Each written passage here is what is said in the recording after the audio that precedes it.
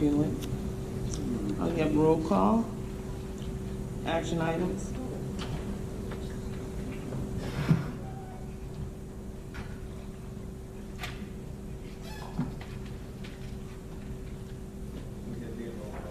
Just thank you. Action items.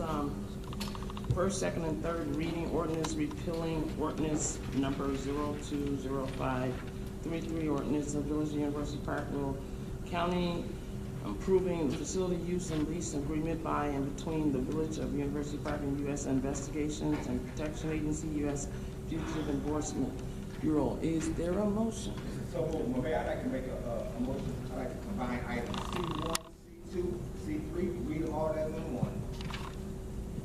Second. Is there a Second. Okay, is there a second? Second by Trustee Griffin. Okay, questions?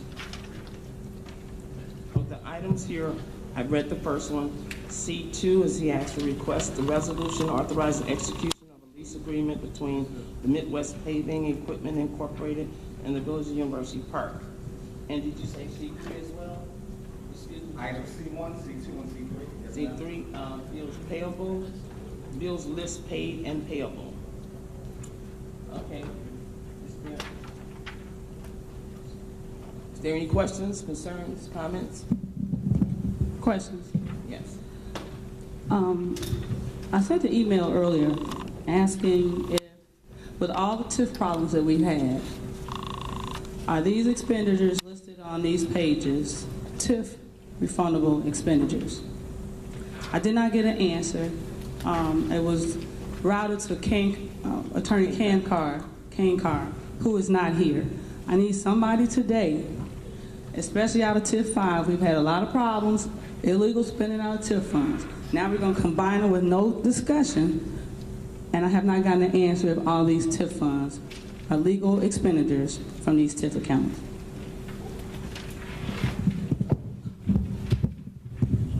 Also, at the same... I'm sorry, that's a question for the attorney. I'm going to ask a question. Can you answer those questions, sir? Trustee, I can't answer those questions at this time. I wasn't forwarded the email that you're speaking of, but if you'd like, we can answer that question at a later date. We are voting on the subject matter today, and if we don't have an answer, I don't see how we can vote. We do not have legal counsel who can counsel us if these are legal TIF expenditures. We've had too many problems. We've been on the news for mismanagement of funds, and now we have no one here. Mr. Kankar is not, Attorney Kankar is not here. Our village attorney can't answer. Nobody can answer. I need a legal opinion if these TIF funds are legitimate, and if not, I can't see that we should vote on it. And to elaborate on that, as Trustee Wilson stated, it states that in order to use TIF 5 funds, that it has to be approved by a judge, which I did talk to Trustee Frazier, and she had some addition to it. She said no, as she knows of, no, it has not been approved by a judge. In order to use these expenditures, you had to have approval from the judge and a plan. And I do not see how you can have a plan. People sitting up here is about to go out of office a week from today, have a plan, and they're not here to implement the plan. So I think it's mute and it shouldn't be done. It's very, very dangerous at this point. We do not have the plan in front of us. We don't have a counseling answer to this. No one's getting back with us. So to do this, it's quite dangerous and it's not been approved. But she said that she showed me another ordinance. She did show me a court order. I mean, Lisa Frazier, Attorney Frazier, shall I say, and she said that it's still pending. So I don't know if she shared that or anyone else is knowledgeable of that right now, but I wouldn't advise this to go through.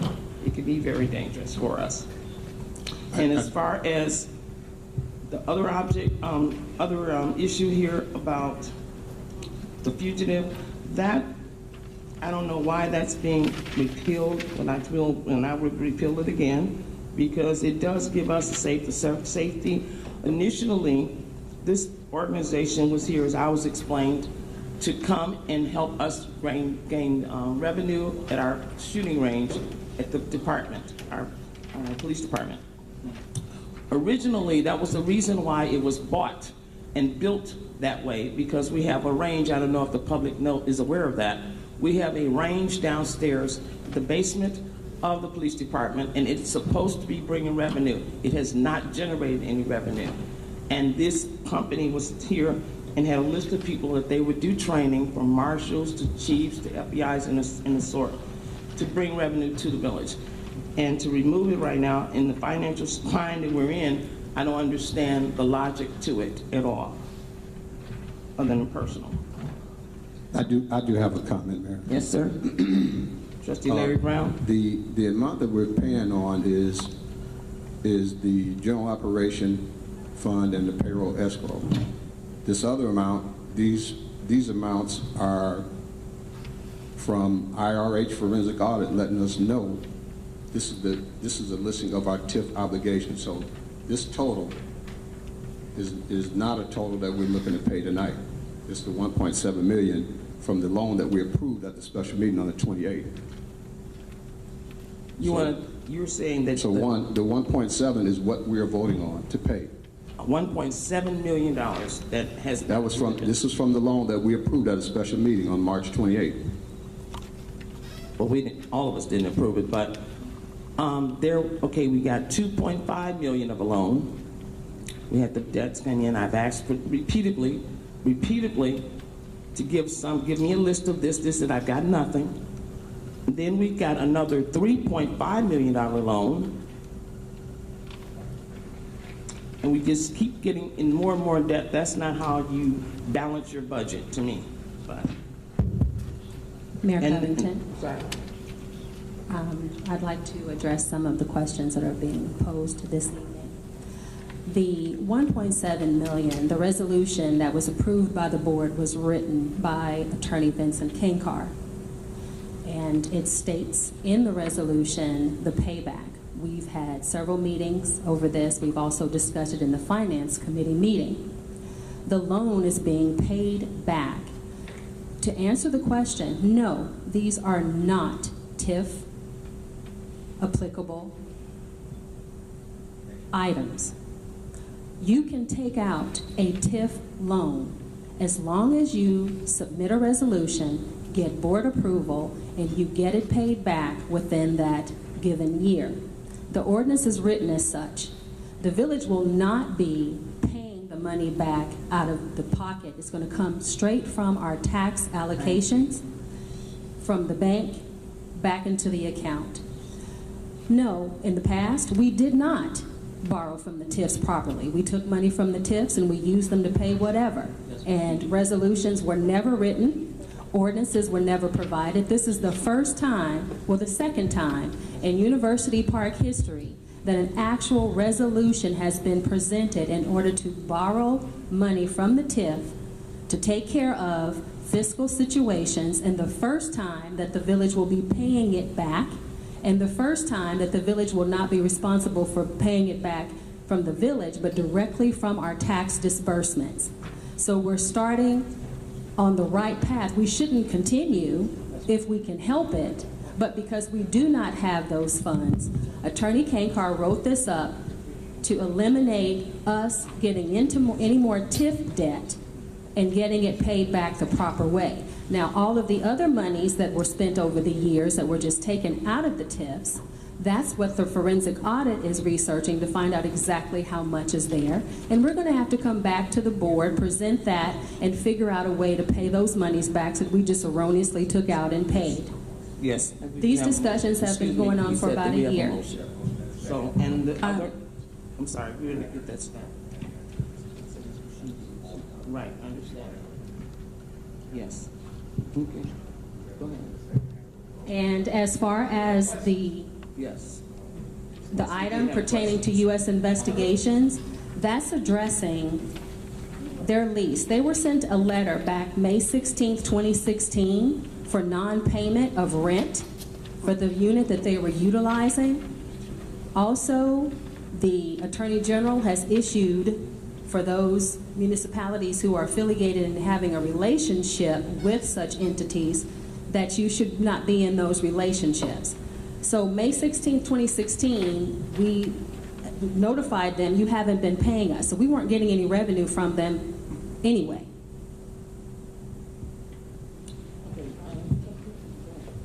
Okay, so we have a court order saying we should not spend any money out of TIF 5 unless it's approved from a judge. Let's talk about that. The actual email came across to myself and Mayor Covington about the Clorox litigation on April the 27th at 10:13 a.m. The judge sent that out. Our attorney Mike McGrath with Odelson and Stirk, contacted us because we had to immediately identify every single TIF obligation within TIF 5. I immediately sent over every single industrial park business that's in TIF 5 along with IRH developments because they're going to be doing the forensic audit, hence why they are on the bills payable. And we're required to pay our TIF obligations. This is not finished. I've spoken to Attorney Frazier.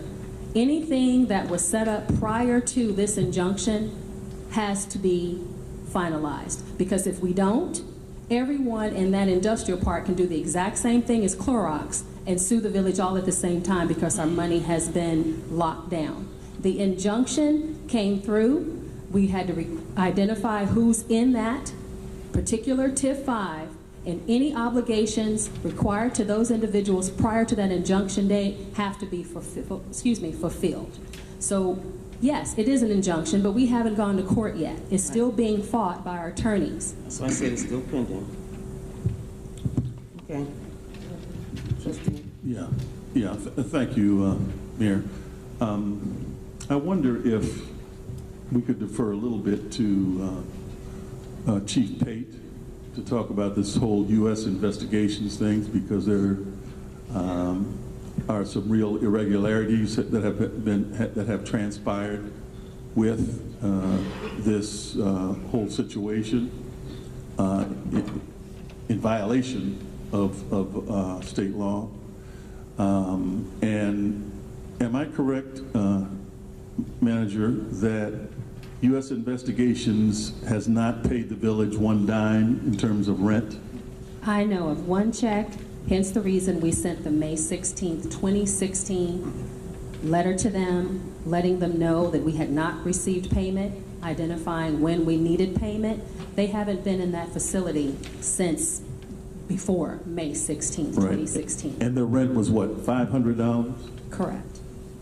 All right. Could you comment a little bit, Chief? I know when I did my little ride around with you and you gave me a tour of the basement and I asked the questions about the gun range, you indicated that you were not pleased with the relationship with U.S. Investigation. Is there anything that at this time that you can discuss that wouldn't involve compromising our position in any way? As far as the range operation, what was discovered was U.S. Investigations were contracting with other police departments to come and use our range. So basically we were trying to cut out, they were trying to be the middle person for other police departments coming in to use our range. We discovered this when Chicago State University came and used our range. We inquired with them because I know the chief of Chicago State, not Governor State, Chicago State University, and I asked them, how did you guys coordinate your range usage? They stated they used the U.S. Investigations. So what was happening is U.S. Investigations would get a sum of money, and then they'll cut some money off of it and then give the village the remainder amount, when the village typically contracts with other law enforcement agencies anyway for the utilization of the range. At that time, this was February of 2016, I advised the village manager and we removed their access to the range because they were actually based on looking at the numbers, taking money from the village and not really giving money to the village, because they would charge a police department $500 to use a range, and then they would take their cut and give us the remainder, and the village can get the whole $500 if the police department coordinated directly with the police department. So that's the issue as far as the range issue, and that was resolved in February of 2016. And I clarify, that's two issues. The range scenario where they were not paying for the range. This, the May 16th, is because they were not paying their rent to occupy that corner building unit right there. So it's two separate situations where we were not receiving funds. This is pertaining to their lease. Okay. Yes, in addition to that, I heard, and maybe somebody can confirm this, that members of U.S. investigations during this last election went around saying that 3 of our trustees here, Trustee Brown, Griffin, and Rudez, were under investigation. And they're, even though they have investigations in their name, they are not legal entities. They are like, what do you call them, fugitive catchers, or, you know? Well, that's no different than what they did on television either, Trustee. I mean, And that's that what was just segues bad. into the Attorney Everybody has General said that on portion. television, excuse me. I mean, that's hearsay, and just like it was the lie that was on television about me as well. So that's neither here nor there. My concern is right. Mayor, I happen to get it from some pretty reliable Oh, I sources. did too. Mine sounds sad. So with that said, that's gossip. And they've been yelling their mouths and for Should the we whole allow time. So- Attorney Robinson to speak on the Attorney General portion, because that delves into what Trustee Payton was just speaking of?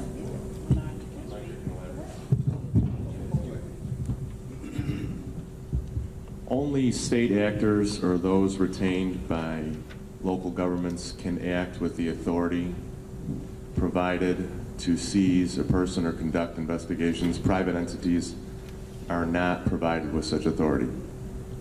It's a violation as written in the Attorney General opinions prior to the one issued in 2010. And it is strongly, we as legal counsel cannot advise of retaining such services. And we advise against it. So, just my understanding of what you just said, who gave them, who gave them police powers? Speak out of order, sir. Would you like to speak this time? Because he was speaking. I'm just making sure he would like to speak. Out of respect, just like the other trustees have to speak. Thank you. So, Attorney Robinson, do I get the understanding that they were sworn as police officers and had arrest powers? If you're referring to the individuals that are retained as specified in this ordinance who are leasing this range facility, no. They do not have such police powers, and it is, the municipality cannot bestow such powers on those private entities. And It excuse is me. not. So with that said, Chief, have they arrested anyone? No, excuse me, have they arrested anyone? Have they arrested anyone, sir? The organization has never acted on the behalf of the Thank police you. department or arrested anybody. Thank you. Okay. I'd like to make, Other, call the question. I don't have a question on it anymore. You have registered, I'm looking at the finances. I see that Trustee Griffin has asked for $2,000 here. We've had a lot of people that have been waiting on escrow money as low as $275 for 2 years. And did we have pictures? Did we get 3 bids on this, Ms. Carr? It Has said the we- tree fell on it, and we've been yelling about these trees forever.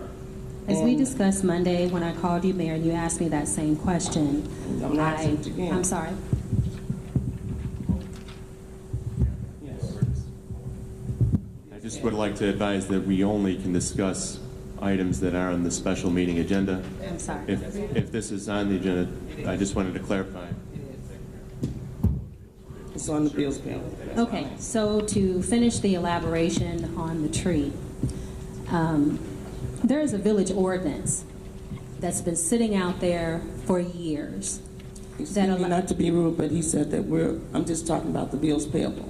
But you Here, asked on this about tree, Trustee right. Griffin. Yes, and I did. Did we have I'm 3 addressing bids? your Okay, questions thank you. about Trustee Griffin, as we discussed on the phone Monday, so that the public knows, in order to answer the question, I'm elaborating on the discussion. There is a village ordinance that has been out there for years that if there is damage done to an individual's property, that they can be reimbursed for what happens. They don't have to get 3 bids. That's an internal village requirement for certain things